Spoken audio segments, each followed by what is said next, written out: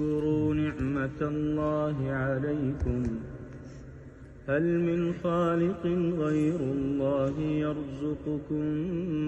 من السماء والأرض لا إله إلا هو فأنى تؤفكون وإن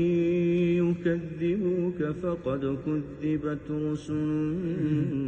من قبلك وإلى الله ترجع الأمور يا أيها الناس إن وعد الله حق فلا تغرنكم الحياة الدنيا ولا يغرنكم بالله الغرور إن الشيطان لكم عدو فاتخذوه عدوا إنما يدعو حزبه ليكونوا من أصحاب السعير